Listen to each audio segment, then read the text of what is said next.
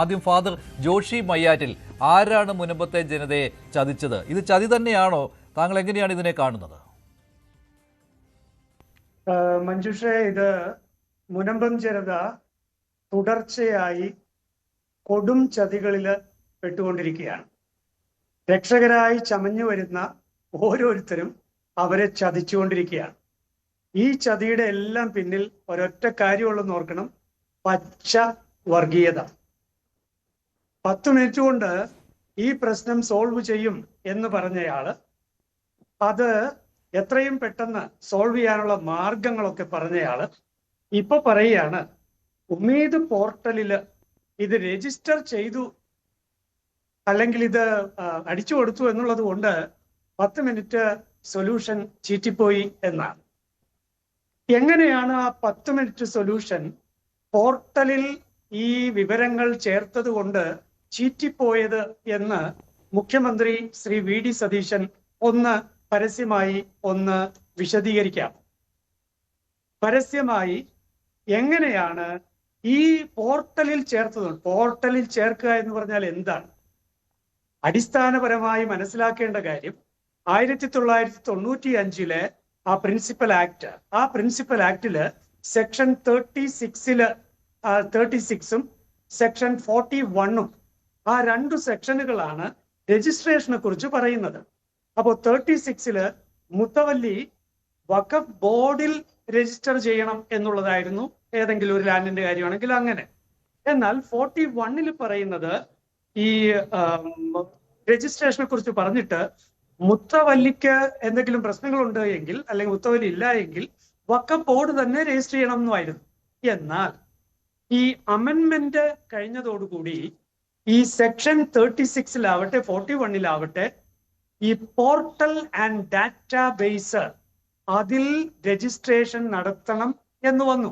ചുരുക്കി പറഞ്ഞാൽ ശ്രീ VD സതീശൻ പണ്ട് 10 മിനിറ്റ് സൊല്യൂഷൻ എന്ന് പറയുന്ന നേരത്തും അത് ഈ പറഞ്ഞ രജിസ്ട്രേഷൻ, ആ അന്നത്തെ വഖഫ് നിയമം അനുസരിച്ചുള്ള രജിസ്ട്രേഷൻ നടന്ന ഒരു സമയമാണ്. അത് അനധികൃതമായിട്ടാണെങ്കിലും അതിന്റെ നടപടിക്രമങ്ങളൊന്നും പാലിക്കാതെയാണെങ്കിലും അത് പച്ച വർഗീയത കൊണ്ട് മാത്രമാണെങ്കിലും, ഒരു മതനിയമം ഒരു തത്വദീക്ഷയുമില്ലാതെ പൗരന്മാരുടെ മേൽ അടിച്ചേൽപ്പിക്കുന്ന ഒരു രീതിയാണ് വഖഫ് ബോർഡ് പാലിച്ചത് എങ്കിലും ഓർക്കേണ്ട കാര്യം, പ്രത്യേകിച്ച് ഈ വിഷയവുമായി ബന്ധപ്പെട്ട് നമ്മൾ മനസ്സിലാക്കേണ്ടത്, ശ്രീ VD സതീശൻ അന്ന് പ്രതിപക്ഷ നേതാവായിരിക്കുമ്പോൾ അന്ന് അദ്ദേഹം പറയുന്ന സമയത്ത് 10 മിനിറ്റ് സൊല്യൂഷൻ അദ്ദേഹത്തിന്റെ പക്കലുണ്ട് എന്ന് പറയുന്ന ആ സമയത്ത് തന്നെ ഓൾറെഡി അത് രജിസ്റ്റേർഡ് ആയിരുന്നു പഴയ ആക്ട് പ്രകാരം.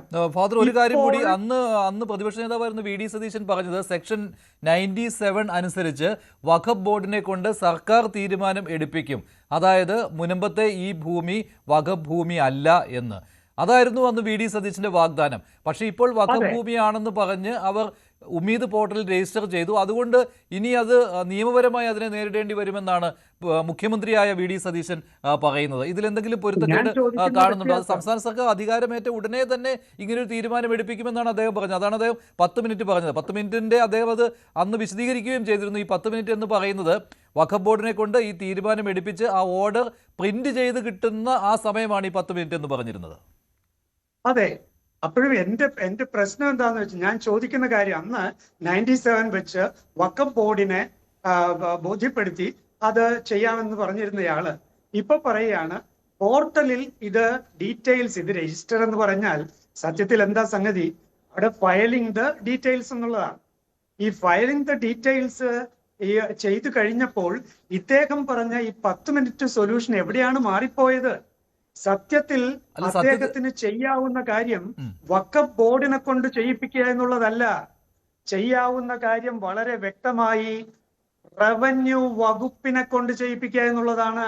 പക്ഷെ ഇപ്പോഴും കോടതി വ്യവഹാരം നടക്കുകയല്ലേ ഫാദർ ജോഷി മയ്യാറ്റിൽ? സുപ്രീം കോടതിയിൽ വരെ കേസ് എത്തിയിരിക്കുകയല്ലേ? അപ്പോൾ അങ്ങനെ ഒരു തീരുമാനം എടുപ്പിക്കാൻ കഴിയുമോ റവന്യൂ വകുപ്പിനെ കൊണ്ട് സർക്കാരിന്?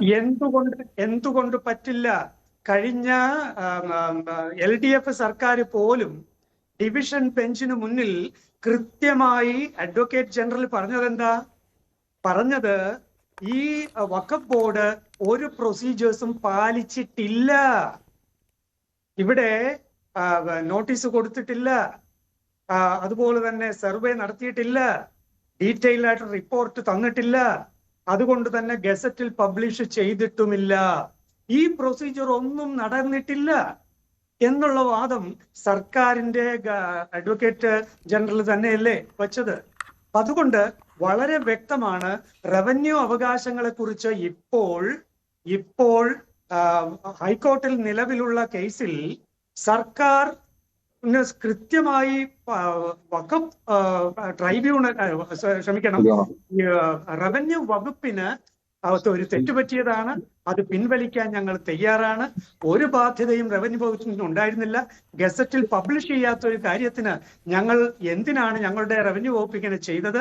ഞങ്ങൾ ജോഷി മയ്യാറ്റിൽ ഇപ്പോൾ ഉമീദ് പോർട്ടലിൽ വഖഫ് ബോർഡ് ഈ ഭൂമി രജിസ്റ്റർ ചെയ്തതോടുകൂടി പോർട്ടലിൽ വന്നിരിക്കുകയാണല്ലോ ഇത് വഖഫ് ഭൂമിയാണ് എന്ന്. അത് സംസ്ഥാന സർക്കാരിനൊരു അനുഗ്രഹമായി എന്നാണോ? കൂടുതൽ തീരുമാനം പെട്ടെന്ന് എടുക്കേണ്ട, ഇനി നിയമവഴിയിലേക്ക് പോകാം, അത് അനുഗ്രഹമായി എന്നുള്ളതാണോ? പഴയ സർക്കാരിന്റെ കീഴിലുള്ള വഖഫ് ബോർഡ് ആയിരുന്നു, പുതിയ സർക്കാരിന്റെ പൊളിറ്റിക്കൽ അപ്പോയിന്റ്മെന്റ് അല്ല ഇപ്പോഴത്തെ വഖഫ് ബോർഡ്. എങ്കിലും അവരെടുത്ത ഈ തീരുമാനം അത് ഇപ്പോഴത്തെ സർക്കാരിനെ സഹായിച്ചിരിക്കുകയാണോ? ഇപ്പോ സ്വാഭാവികമായിട്ട് സംശയിക്കാവുന്ന ഒരു കാര്യമുണ്ട്. അതായത് 10 മിനിറ്റ് സൊല്യൂഷൻ എന്ന് പറയുന്ന സംഗതി അത് നടക്കില്ല എന്ന് അല്ലെങ്കിൽ വെറുതെ പറഞ്ഞതാണ് എന്ന് ഏറ്റുപറയാൻ കഴിവില്ലാഞ്ഞിട്ടാണോ ഇപ്പോൾ ഈ പോർട്ടൽ വിഷയവുമായിട്ട് വന്നിരിക്കുന്നത്? അല്ലെങ്കിൽ ഒരു കാര്യം ചെയ്യൂ, മുഖ്യമന്ത്രിയുടെ നിലപാട് അദ്ദേഹം മാറ്റിയിട്ടുണ്ടാകും. അദ്ദേഹം കൂടുതൽ പഠിച്ചപ്പോ എന്നൊക്കെ പറയുന്ന ആ വഖഫ് ബോർഡിന്റെ ആ ചെയർമാന്റെ പ്രസ്താവന മുഖ്യമന്ത്രിക്ക് എതിരല്ലേ? മുഖ്യമന്ത്രിയുടെ നിലപാടുകൾക്കെതിരെയല്ലേ? ഒരു KSRTC ജീവനക്കാരൻ ഈ ദിവസങ്ങളിൽ എന്തോ കുറിച്ചിട്ടു എന്ന് പറഞ്ഞിട്ട് ഉടനെ സസ്പെൻഷൻ ഉണ്ടായെന്ന് കേട്ടു. ഇവിടെ എന്താ ഒരു ആക്ഷൻ എടുക്കാനായിട്ട് മനസ്സിലാത്തത്? ശ്രീകുമാർ, വലിയൊരു വാഗ്ദാനമാണ് അന്ന് മുനമ്പത്തെ സമരം ചെയ്യുന്ന ജനങ്ങൾക്ക് മുന്നിൽ അന്ന് പ്രതിപക്ഷ നേതാവായിരുന്ന VD സതീശൻ നൽകിയത്. ആ വാഗ്ദാനം എന്ന് പറയുന്നത് UDF സർക്കാർ അധികാരത്തിലെത്തിയാൽ 10 മിനിറ്റ് സമയമേ വേണ്ടി വരികയുള്ളൂ, മുനമ്പം ജനതയ്ക്ക് അനുകൂലമായ ഒരു തീരുമാനം ഉണ്ടാകും. ആ തീരുമാനം എന്ന് പറയുന്നത് എന്താണെന്നും അദ്ദേഹം വിശദീകരിച്ചിരുന്നു. മുനമ്പത്തെ ഈ ഭൂമി അത് വഖഫ് ഭൂമി അല്ല എന്നുള്ള തീരുമാനം ഉണ്ടാകും, അത് വഖഫ് ബോർഡിനെ കൊണ്ട് എടുപ്പിക്കും, 10 മിനിറ്റ് കൊണ്ട് ഓർഡറും ഇറങ്ങുമെന്ന്. ആ വാഗ്ദാനം എവിടെ പോയി? ആ ഉറപ്പ് എവിടെ പോയി? നോക്കൂ ശ്രീ മഞ്ജുഷേ, ഇന്ന് മുഖ്യമന്ത്രിയുടെ പത്രസമ്മേളനം കേട്ടല്ലോ നമ്മളെല്ലാവരും. അദ്ദേഹം അതിൽ പറഞ്ഞ കാര്യം അതിൽ നിന്ന് പിന്മാറാനുള്ള ഒരു പിടിവള്ളിയായിട്ടാണ് ഇവിടെ ഫാദർ വിശദീകരിക്കുന്നത്.